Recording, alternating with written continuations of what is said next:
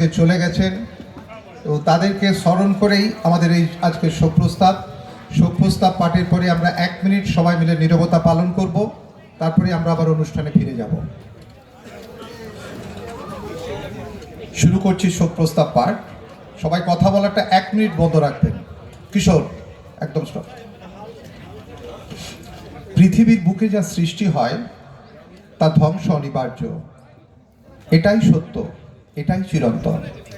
কবির কথাই বলি, জন্মিলে মরিতে হবে।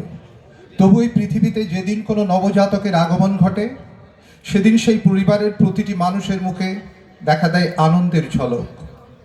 সে যত বড় হতে থাকে, পরিবার, পাড়া, গ্রাম ছাড়িয়ে বহু দূর পর্যন্ত সেই নবজাতক তার মায়াজাল বিস্তার করে নতুন পৃথিবীকে নতুন কিছু দেবার চেষ্টা করে। বহু মানুষকে তার স্নেহ, ভালোবাসা এবং কীর্তি দ্বারা মায়াজালে আবদ্ধ করে আষ্টে পৃষ্ঠে জড়িয়ে দেবার চেষ্টা করে। আত্মীয় পরিজন থেকে শুরু করে দেশ বিদেশের অগণিত মানুষকে তার নিজের অজান্তে সে একটি বৃহৎ পরিমণ্ডল গড়ে তোলে।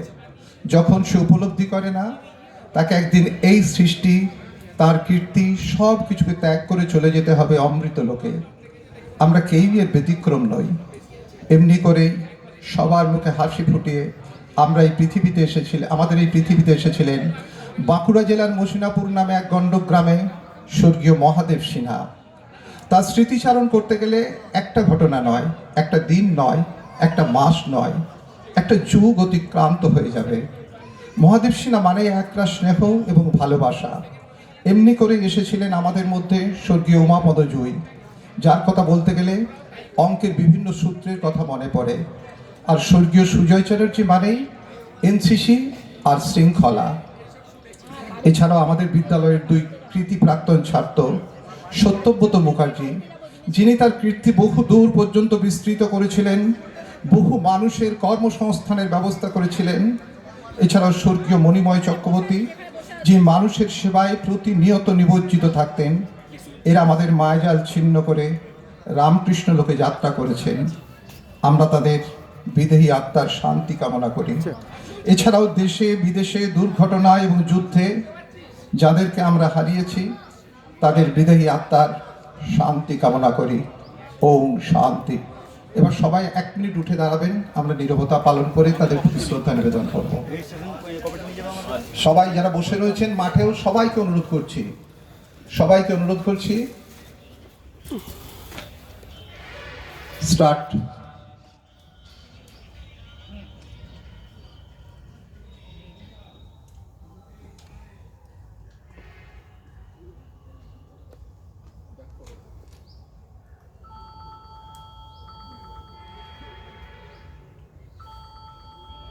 ওম শান্তি। এরপর আমাদের কার্যকরী সমিতির সভাপতি